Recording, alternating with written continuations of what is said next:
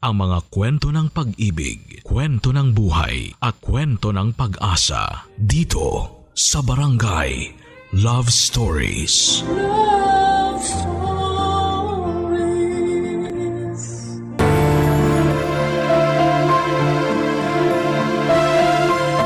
Hindi na natin may babalik ang nakaraan, subalit pwede rin nating baguhin ang kasalukuyan at hinaharap natin. Kaya mahalaga na ituon natin ang ating atensyon sa bukas at hindi sa mga lumipas na. Ikaw, kabarangay, ano ang plano mo para sa iyong sarili? Dear Papa Dudut, maganda at mapagpalang araw po sa inyo at sa mga avid tagapakinig ng Barangay Love Stories. Ako nga pala si Jenny, 30 years old at taga-Pasay.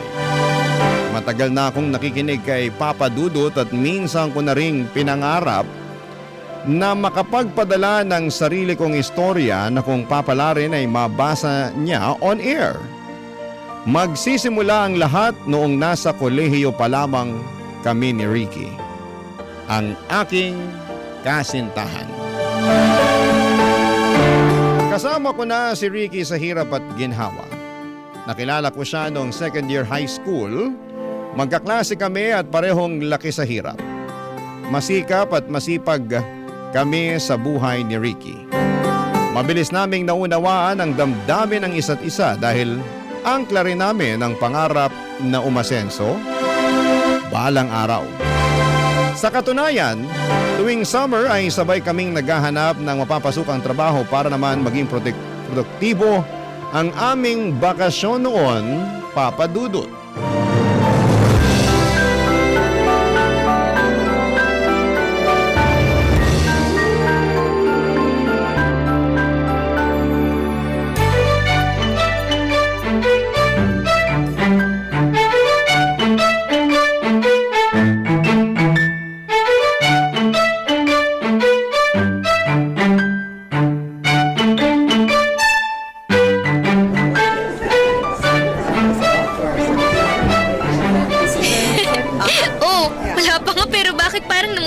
Na dyan, Ricky.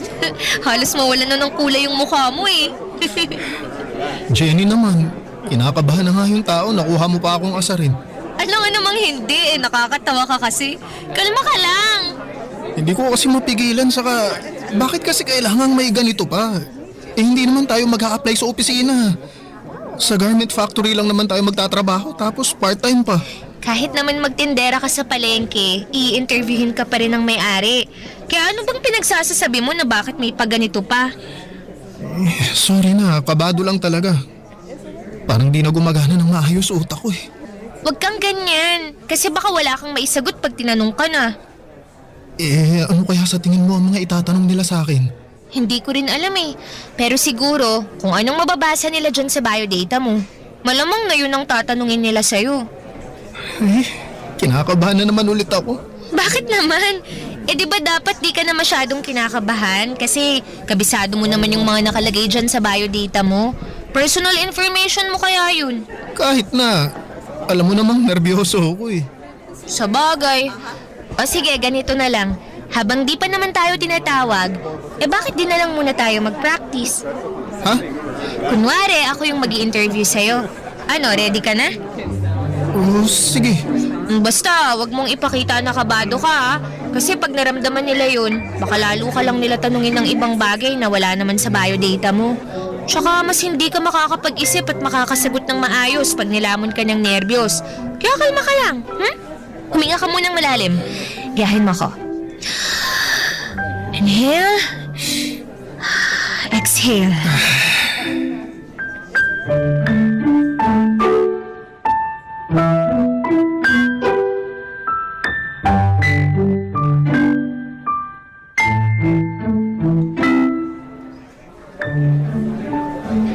Oh, Ricky! Kumusta naman yung interview mo? Nasagot mo ba yung mga tanong sa'yo? Kinabahan ka ba? Nautal ka ba o ano? Kasi... Hala, huwag mong sabihin na pumalpak ka. Sayang naman pagpapractice natin. Wala, kinabahan kasi ako hanggang sa Hindi na ako nakasagot, kaya ayun. Yun lang. Eh, ikaw, nangyari sa interview mo. Sigurado ako na nakapasa ka kasi malaki tiwala mo sa sarili mo saka magaling ka kaya sumagot. Sakto lang naman. May ilan din akong di nasagot pero pasado naman eh. Tinanggap nila ako bilang trimmer kasi nga part-time lang naman. 2 buwan lang para makapag-ipon ng pera pang college. Pero sabi nila, pag nagbago raw isip ko, pwede naman ako magtuloy-tuloy sa pagtatrabaho sa kanila. Bale, magti-training na lang daw ako bilang sewer. Yun, congratulations! Ay, masaya ako na natanggap ka. Eh ikaw, ano nang plano mo? Plano ko? Eh, syempre, sasabihan kitang pumasok araw-araw dito kasi natanggap din naman ako sa ina-applyan kong posisyon eh. Akala ko ba hindi? Hindi, binibiro lang kita. Ikaw talaga puro kakalukuhan. Ay naku, pero masaya ako na pareho tayong nakakuha ng trabaho. Lalo na't pareho natin tong kailangan.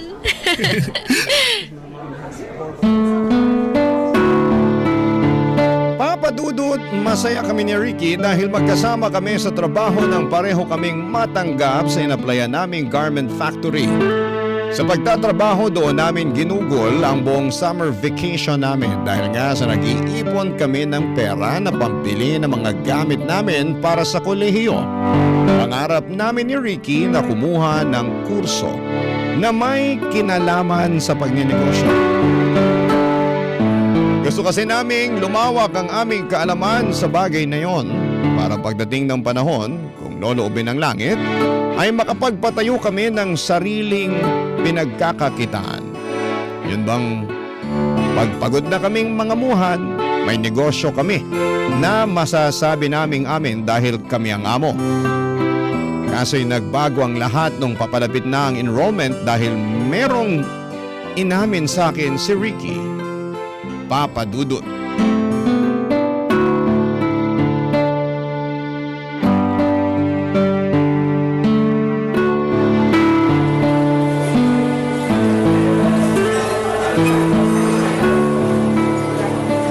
Anong sinabi mo? Hindi ka na mag-aaral? Oo eh. Eh bakit naman? Eh di ba usapan natin sabay tayong mag-e-enroll sa college? Oo, pero bigla na lang nagbago ang isip ko. Ayoko na palang mag-aral, lalo aabutin din ang 4 na taon yun eh. Eh naku, ano na lang gagawin mo kung di ka mag-aaral? Ano pa nga ba, eh di magtatrabaho ako. Doon pa rin ba sa garment factory na pinapasukan natin? Naku, hindi na, ang baba ng sahod dun. Pansarili lang pero kung may binubuhay ka na pamilya, hindi talaga magiging sapat yun. Eh saan mo naman balak magtrabaho niyan kung di na doon? Niyaya ako ni Mike mag-apply sa call center. Andun daw yung kuya niya kaya siguradong magiging madali na lang ang pagpasok namin dun. Basta dapat praktisado muna ako sa mga isasagot ko. Tutulungan mo naman ako, di ba? Ha? Ay, oo naman. Oo, tutulungan kita. Salamat, Jenny. Pero bakit parang malungkot ka? Nalulungkot lang ako kasi pangarap natin na makapagkolehiyo eh. Tapos biglang ayaw mo na. Sensya ka na talaga, Jenny ha. Pero kahit naman di na ako magkokolehiyo, nandun pa rin yung pangarap natin na balang araw sabay tayong magtatayo ng sarili nating negosyo, di ba? Plano ko rin kasi mag-ipon ng pera para pagdating ng panahon, magpakasalan kita. Ano ka ba naman? Mga bata pa tayo, kasal na agad ang nasa isip mo. O eh, syempre, kaya magtatrabaho ako ng mabuti para matupad yung mga pangarap na yon. Pero Ricky, hindi na ba talaga magbabago ang isip mo? Alam kong malungkot ka dahil nag-iba ang plano ko pero sana maintindihan mo, Jenny. At saka suportahan mo rin sana yung desisyon ko. Wala namang magbabago sa atin eh. Saka pag nakapasok na ako sa call center eh lalaki na ang sweldo ko tapos maide-date na kita sa mga mamahaling restaurant. Hindi na palagi sa ganito na fast food. Wala namang problema kahit dito lang tayo sa fast food nagdi-date eh. O kahit na sa mga turo-turo nga lang dyan sa labas eh. Ayos lang sa akin yun. At oo naman, susuportahan kita. Pero syempre, Hindi ko lang talaga mapigilang malungkot kasi hindi nangyari yung inaasahan ko. Ngayon lang naman yan kasi nga biglaan tong desisyon ko pero masasanay ka rin. Saka huwag ka na kasing malungkot dyan. Yung pag-aaral naman nandyan lang yan eh. Anytime pwede kong balikan kapag ginusto ko na ulit. Kaya huwag mo na masyadong isipin yon, ha? Ako nga di ko na yung pinoproblema eh. Ang utak ko ngayon nakafocus lang sa pagpapractice para sa interview ko sa applyan kong trabaho. Papadudot ang aminin kong nadismaya ako nang sabihin sa akin ni Ricky na mas gugustuhin na lamang niyang magtrabaho kesa mag-aral. Pero sino ba naman ako para hadlangan ang landas na gusto niyang tahakin, hindi ba? Kaya nga kahit malungkot ako ay sinantabi ko na lamang ang damdamin kong yon upang suportahan ang kasintahan ko. Naniwala at nagtiwala ako sa mga sinabi sa akin ni Ricky. Noong matapos na ang summer, nagtuloy-tuloy ako sa pag-aaral samantalang kaliwat kanan ng naging job interview ni Ricky sa call center. Papadudot, mga kabarangay, hindi nagtagal ay nagbunga naman ang pagiging masikap niya dahil natanggap siya bilang agent. At doon na nga nagsimula ang magkaibang landas na aming tinatahak sa pang-araw-araw, papadudot. Barangay Love Stories. Barangay Love Stories. Papadudot, mabilis na lumipas ang 4 na taon. Nakapagtapos na ako noon sa kolehiyo. Samantalang si Ricky naman ay nagpalipat-lipat ng call center na pinagtatrabahuhan. Marami kasi siyang naging issue at reklamo sa naunang kumpanya na pinasukan niya. At alam ko na ultimo kalit-liitang detalye noon dahil sa akin niya lahat kinikwento. Siyempre pinapaiyuhan ko siya na kapag nanghihingi siya ng payo at bilang kasintahan niya at patuloy ko siyang sinusuportahan sa pagja-job hunting niya. Sa nakalipas na mga taon, aware ako na walang naipon si Ricky dahil sa naging buhay niya noong nagtrabaho at sumisweldo na siya, papadudot.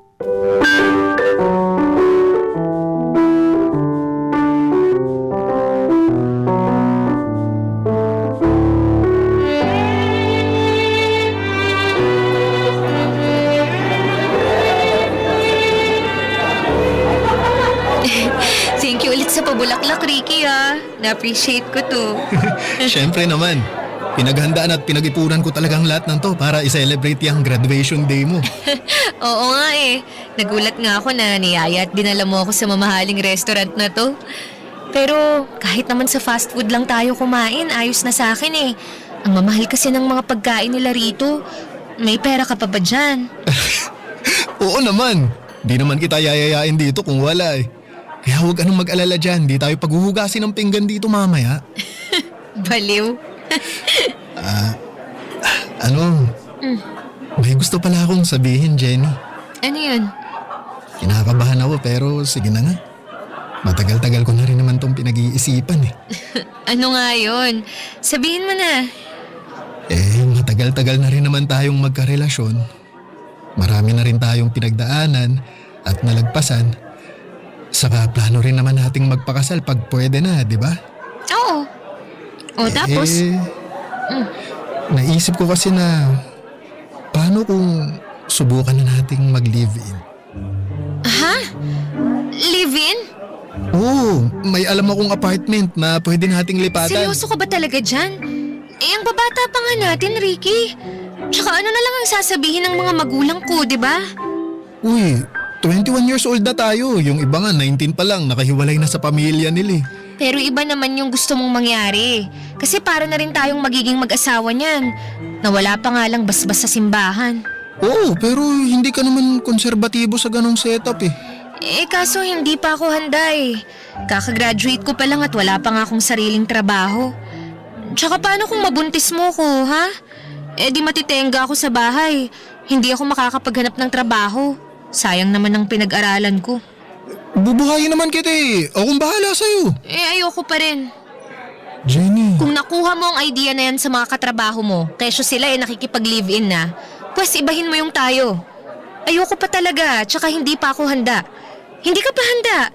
Wala ka pang ang ipon eh. Tapos marami ka ring pinagkakautangan dahil sa mga luho mo. Baka pagmulan lang yan ang sakit ng ulo natin pag nagsama tayo. Aray ko naman, ang sakit mo naman magsalita. Sorry, pero dun lang tayo sa totoong nangyayari, okay? Bakit kasi bigla-bigla kang nakaisip ng ganyan, ha? Siguro, nabuburyong ka na naman sa buhay mo, no? Kaya gusto mong sumubok ng bago. Doon din naman tayo papunta, kaya bakit patatagalin ko pa, di ba? Oo nga, pero masyado pa kasing maaga. Basta, hindi pa ako handa. At ayokong gumawa ng bagay na pagsisisihan ko. Papadudot, pinanindigan ko ang desisyon ko na hindi muna makipag-live-in kay Ricky. Sa totoo lang ay nagulat talaga ako nang sabihin niya sa akin ang bagay na yon. At kahit na nakita kong nalungkot siya sa pagtanggi ko ay binaliwala ko ang feelings niya. Ayokong isipin niya na mapapapayag niya ako dahil lamang nagtampo siya. Ipinagpatuloy na lang namin ang pagde-date ng araw na yon at tahimik na naghiwalay noong uwian na. Nagpatuloy lamang ako sa paghahanap ng trabaho hanggang sa nakapasok ako sa pangarap kong kumpanya.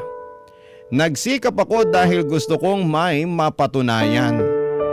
Aminin ko noong mga panahong naghahabol ako ng promotion ay napabayaan ko ang relasyon namin ni Ricky Papadudut.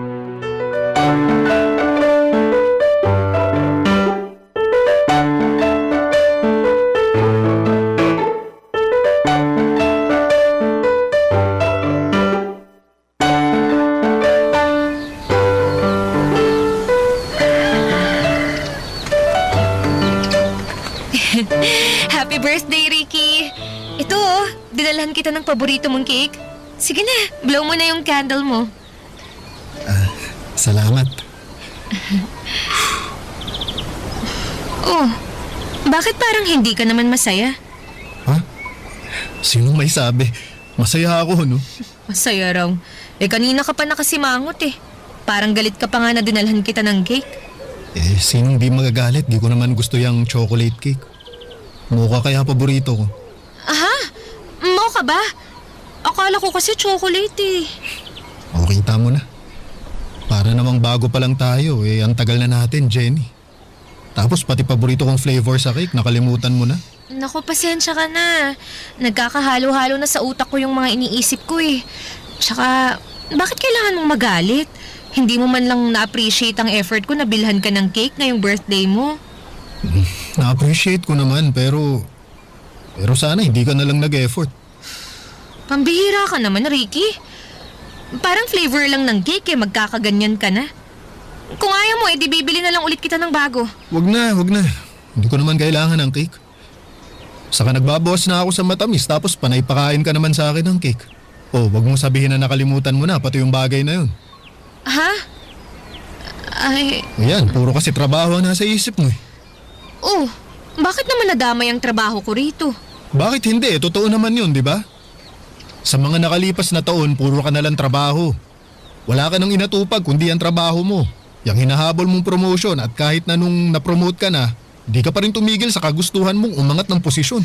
Teka nga muna. Ano naman kung puro ako trabaho, ha? May masama ba ron? Walang masama doon, pero nang dahil sa kaiisip mo sa trabaho, napabayaan mo na yung tayo eh. Taon-taon na yata ako kung mag-propose sa'yo ng kasal, pero taon-taon mo rin akong tinatanggihan. Jenny, sabihin mo nga ang totoo. Mahal mo pa ba ako, ha? Ano bang klaseng tanong yan? Siyempre, mahal kita, Ricky. Kung mahal mo ako, bakit hindi ka pa pumapayag na magpakasal tayo? Kaya naman kitang buhayin eh. Anong kayang buhayin? Sa'yo pa nga lang hindi na sapat yung sweldo mo. Tapos gusto mo pa na magpakasal at magpamilya na tayo? Ano sabi mo? Pinagsasalitaan mo na ako ng ganyan porque mas mataas na ang sinasweldo mo sa akin? Hindi ganun yun. Pero sana naisip mo na ilang taon na rin kitang pinagsasabihan na mag-ipon bago tayo magpakasal. Ano sa tingin mo ang rason kung bakit ako patuloy na tumatanggi sa proposal mo? Yan ang hirap sa'yo, wala kang bilib sa akin eh. Sa nakikita ko sa'yo at sa kung paano mo gastusin ang pera mo?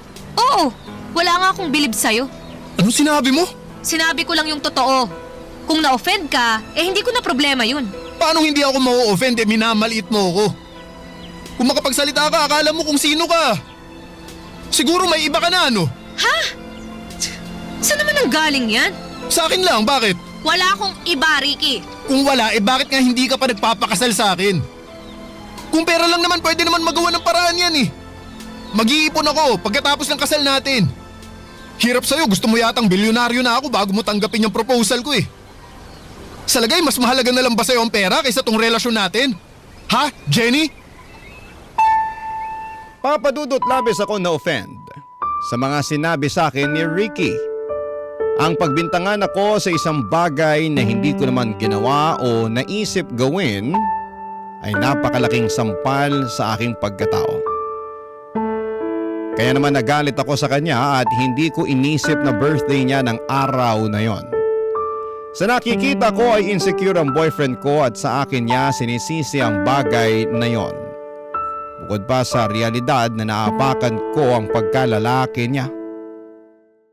Papadudot, mahal ko naman talaga si Ricky pero natatakot lamang ako na maghirap kasama niya pagdating ng araw. Base kasi sa obserbasyon ko ay kontento na sa kung anong buhay ang meron si Ricky sa ngayon. Hindi na siya naghahangad ng ibang bagay katulad ng paghahangad ko na umasenso sa buhay. Barangay Love Stories. Barangay Love Stories. Papadudot, dahil sa tampuhan naming yon ni Ricky ay mas lalo kong nakitang ugali niyang happy-go-lucky. Habang ako ay abala sa pagtatrabaho, walang ginawa ang nobyo ko kundi ang lumabas, ang maglibang at makipag-inuman sa mga katrabaho niya. Sa totoo lang noong una ay na-stress pa ako pero sa huli ay pinabayaan ko na lamang siya sa kung ano ang gusto niyang gawin sa buhay niya. Total ay matanda na rin naman kaming pareho. Nag-focus na lamang ako sa mga ginagawa ko at sa kagustuhan kong matupad ang mga pangarap ko sa buhay. Papadudot, unti-unti akong na-detach kay Ricky kahit na nasa relasyon pa kami. Hanggang sa dumating ang araw na nakaipon na ako ng lakas ng loob na tuluyang makipagkalas sa boyfriend ko.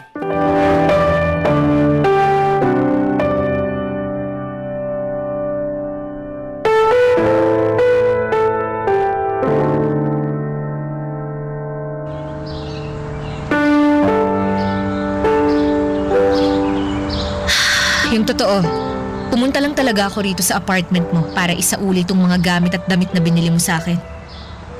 Ha? Bakit mo naman sinasauli yan? Baka pwede mo pang mabenta para may pandagdag ka pambayad ng mga utang mo. Ano? Teka nga. Alam ko na namomroblema ka kung saan kukuha ng pera pambayad sa mga pinagkakautangan mo. At yan na lang ang naisip kong paraan para tulungan ka. Oo nga, pero bakit? Mga regalo ko yan sa'yo ah. Ayos lang sa'yo na ibenta ko yung mga gamit mo? Ayos lang sa akin.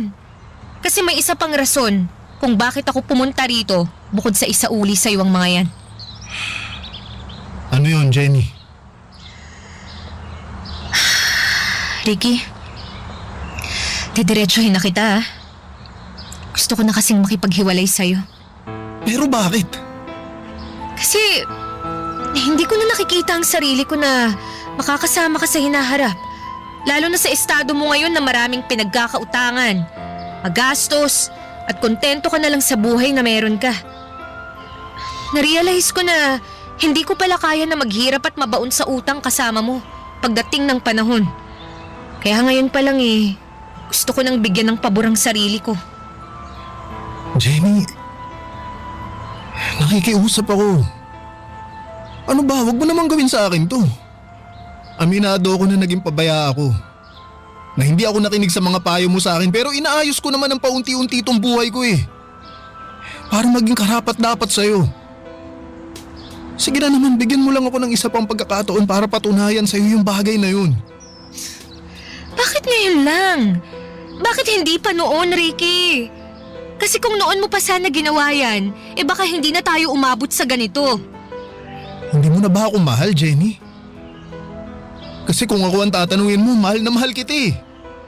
Ayokong mawala ka sa akin kaya nakikiusap ako. Huwag naman ganito. Huwag mo naman akong hiwalayan. Ang tagal na natin oh. Yun na nga eh. Ang tagal na natin. Pero masyado ka na lang din yata nakampante. Kaya hindi ka na nag-effort o gumawa ng paraan para umasenso.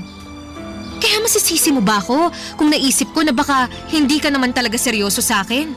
Na gusto mo lang na magpakasal tayo para may karamay ka sa pagiging miserable mo? Hindi yun ganun, Jenny. Ano ba? Pero sa akin ganun yun. At wala ka nang magagawa para baguhin ang isip ko. Kaya nga magkanya-kanya na lang tayo. Maghiwalay na tayo ng landas. Sige na, maiwan na kita. May lakad pa ako. Jenny, sandali! Huwag mo akong iwan, Jenny! Mag-usap muna tayo, parang awa mo na! Hindi ko kaya mag-isa, Jenny! Mahal na mahal kita!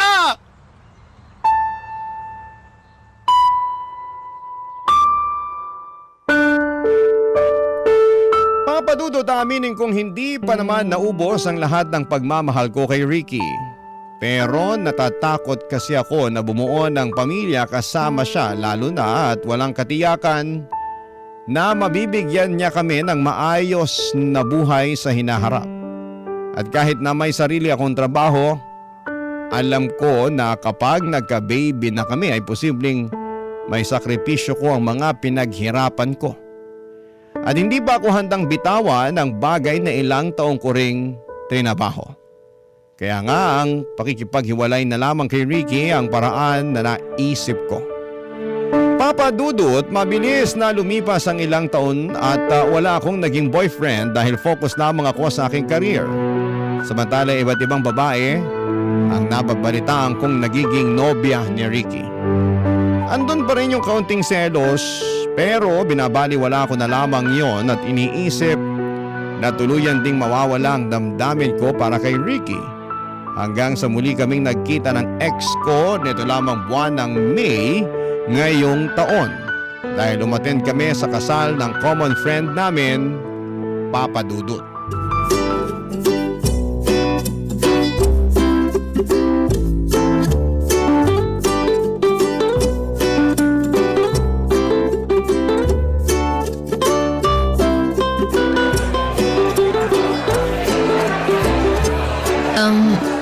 Kumusta ka na, Ricky?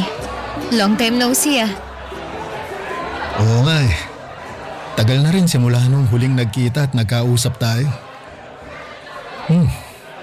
Eto, ayos naman ako. Buhay pa rin. Aba, dapat lang no. Pero masaya ako na makita ka ulit pagkalipas ng ilang taon. Simula nung naghiwalay tayo. Ako rin, masaya ako na makita ka. Balita ko, supervisor ka na raw doon sa opisina nyo, ha? Grabe, taas na pala ng posisyon mo. Oo, yun yung posisyon na matagal-tagal ko ring pinagsikapan bago ko nakuha. At nakuha mo kahit na inaabot ng ilang taon. Alam ko naman na makukuha mo yan kasi magaling ka eh. Kapag may gusto kang isang bagay, hindi pwede na hindi mapapa sa'yo. Hoy, sobra naman yata yun. Hindi, nagsasabi lang naman ako ng totoo. Lalo na, tingnan mo ngayon, ang ganda-ganda ng posisyon mo sa trabaho, di ba? Eh ikaw ba? Kumusta ka? Ayos lang naman ako. Sa call center pa rin nagtatrabaho pero nabayaran ko na ang lahat ng mga utang ko. Inabot din ng ilang taon pero masaya naman ako na wala na akong ibang iniisip na bayarin. Nakakatulog na rin ako sa gabi ng maayos. Saka nasimulan ko na rin ang pag-iipon kahit paunti-unti lang. Ganun ba? Masaya ako para sa'yo. Iba talaga ang pakiramdam kapag wala kang pinagkakautangan. Oo nga eh. Sana pala noon ko pa ginawa.